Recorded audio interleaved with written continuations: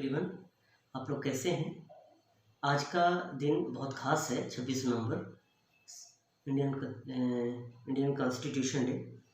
आज ही के दिन भारत का संविधान बनके तैयार हुआ था और 26 नवंबर सन 1949 को भारत का संविधान बनके तैयार हुआ और 26 जनवरी सन 1950 को भारत का संविधान लागू किया गया।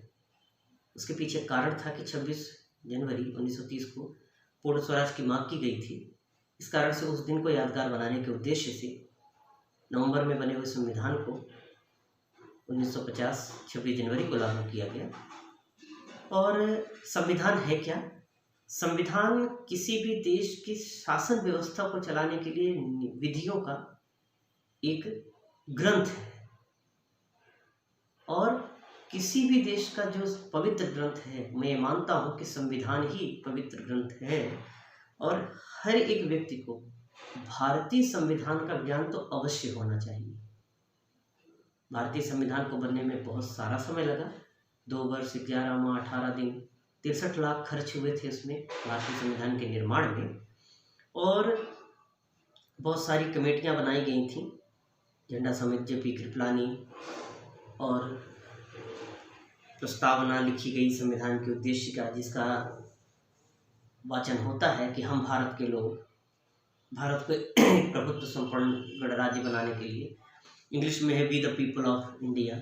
तो वर्तमान में आवश्यकता इस चीज़ की है कि वर्तमान राजनीतिक दल we the people of India को who the people of India के रूप में कहते हैं कि आप लोग हैं कौन। अगर आप सवाल उठाते हैं तो आपको ट्रोल किया जाता है, जबकि मैं ये मानता हूँ कि अगर सवाल नहीं उठाए जाते, जिस शासन व्यवस्था में सवाल जनता नहीं पूछती है, वो अराजकता की ओर आगे बढ़ते जाते हैं। तो हमें एक अराजक शासन व्यवस्था नहीं चाहिए, हमें एक ऐसी व्यवस्था चाहिए जिसमें गांधी जी के राम राज्य की जो कल्पना की गई थी उसका अक्षरशः पालन हो।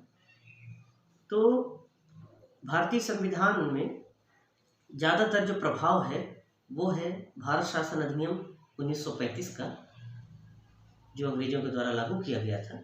और बहुत सारे अनुच्छेद उससे ले लिए गए थे और 26 जनवरी 1950 को हमारा संविधान बन के लागू हुआ। और भारत की प्रस्तावना जो है बहुत ही महत्वपूर्ण है। हमें आशा हम ये करते हैं कि लगभग सबको आना चाहिए। और आज की परिचर्चा जो मैं अपने सामने रख रहा हूँ, अनुशासन और गुलामी। अनुशासन को मैंने इसलिए चुना कि अनुशासन एक बहुत छोटा सा शब्द है, मगर उसको अगर हम बृहद रूप में देखें तो उसकी व्यापकता बहुत बड़ी है।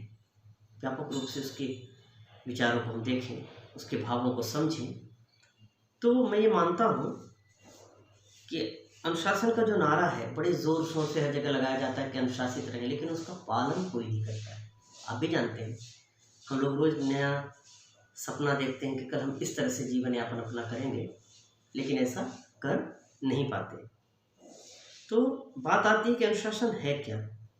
देखिए, मनुष्य एक सामाजिक प्राणी है। मनुष्य एक सामाजिक प्राणी है और उसको समाज में रहने के लिए शिष्टाचार के कुछ नियम बनाए गए हैं। शिष्टाचार के नियमों को ही अनुशासन कहते हैं। चाहे वो समय से उठना हो, समय से जगना हो, समय से ऑफिस जाना हो, लोगों से तरीके से बात करना भी एक अनुशासन की श्रेणी में आता है। और हमारा संविधान भी तो यही सिखाता है। संविधान के दिए गए अनुच्छेद और उसके जो नियम हैं एक अनुशासित शासन व्यवस्था की नींव की द्योतक है। कुछ लोग अनुशासन का पालन करने वाले को पागल समझते हैं, हंसते हैं उसके ऊपर कि बड़ा अनुशासित है, बड़ा नियम का पक्का है। और कुछ लोग ये मानते हैं कि अगर अनुशासित जीवन जी रहे हैं मतलब हम गुलामी की जीवन व्यतीत कर रहे हैं, जबकि अनुशासन और गुलामी बिल्कुल एक दूसरे से परे हैं। अनुशासित जीवन जो है वो सर्वोच्चता की ओर ले जाने का एक मार्ग है। और अगर हम ये मानते हैं कि हम अनुशासित हैं तो गुलाम हैं, तो ऐसा बिल्कुल नहीं। आप देखें कि सड़क के किनारे कुछ तार पड़े रहते हैं, आप देखेंगे उनको पैरों से अपने लोग किनारे कर देते हैं। और वही तार जब खींच दिया जाए, अनुशासित कर दिया जाए उसको, कैसा, वीणा में, तो एक सुमधुर संगीत निकलने लगता है।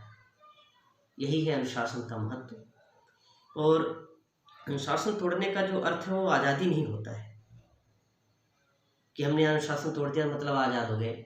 स्कूल लाइफ और कॉलेज लाइफ के अनुशासन को अगर हम तोड़ते हैं तो कहीं हद तक बालपन और अन्य सभी चीज़ों से उसको जोड़कर देखा जा सकता है। लेकिन जब हम एक वयस्क जीवन व्यतीत करने लगते हैं फिर भी अनुशासित नहीं रहते तो ये गलत बात है। अब देखिए कि पतंग का एक उदाहरण मैं देता हूँ कि पतंग जब तक अनुशासित है, मतलब पतंग की डोर जब तक आपके हाथ में है तो बधी हुई। अब इसी को कोई कहे कि पतंग आपके हाथ की गुलाम है तो भी गलत है।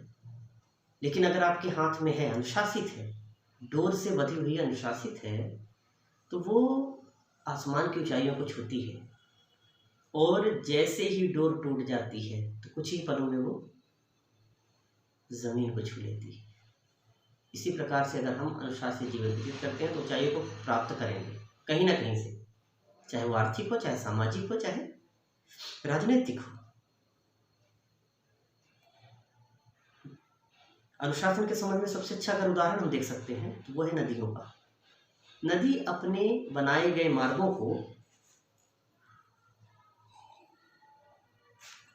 का पालन अक्षरशः करती है। जैसे उसको जहाँ से दिया गया मार्ग प्रकृति ने प्रदान किया, अपनी धाराओं से उसने बनाया, वो वहीं बहती है। हालांकि ये वर्तमान में स्थिति ऐसी आ गई कि लोग अतिक्रमण कर रहे हैं और इसका खामियाजा हमें भुगतना भी पड़ रहा है। किस माध्यम से? माध्यम ये है कि बाढ़ जैसी आपदाओं से। लेकिन अगर मानिए कि नदी अपना अनुशासन छोड़ के शहरों की ओर दौड़ चले तो क्या होगा? प्रलय। अनुशासित जीवन बहुत ही खुशहाली का होता है। और अनुशासन के संबंध में आप लोगों को मैं एक सच्ची घटना बताता हूँ। काकोरी कांड के अभियुक्त थे 26 साल के राजेंद्र नाथ लाहिड़ी, राम प्रसाद बिस्मिल के साथ। तो उनको जब फांसी की सज़ा सुनाई गई, जिस दिन फांसी की डेट आई, तो वो सुबह उठे, स्नान ध्यान के बाद वो कसरत करने लगे। तो जेलर ने पूछा कि ध्यान तक तो ठीक था, आज के दिन कसरत? जैसा कि आप जानते हैं कि जिसको पता हो कि आज मुझे फांसी होगी वो कांप जाएगा। निर्भया के हत्याकांड में आपने देखा कि न्यूज़ में दिखा रहा था कि निर्भया के हत्यारों को जब रेपिस्ट को जब फांसी की सज़ा सुनाई गई तो वो सो नहीं पा रहे थे। लेकिन राजेंद्र नाथ लाहिड़ी जी, वो अपने अनुशासित जीवन को उन्होंने छोड़ा नहीं। जेलर ने पूछा तो उन्होंने कहा कि व्यायाम मेरा नित्य नियम है, व्यायाम मेरा नित्य नियम है और मैं मृत्यु के डर से अपना नियम नहीं तोड़ूंगा।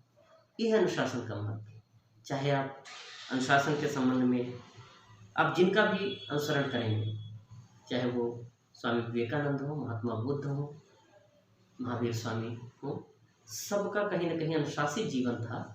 तो आज की जो परिचर्चा है, क्योंकि हमारे शिक्षा विभाग का एक वेबिनार था जिसमें आज का जो विषय था अनुशासन और गुलामी, इसी विषय पर मुझे बोलना था। और आज मैंने इन्हीं संवादों को मैंने लिखा था और मैंने बोला भी, तो मैंने सोचा कि इसकी चर्चा आप लोगों से भी की जाए। आशा है आपको ये बात पसंद आई होगी। Thank you.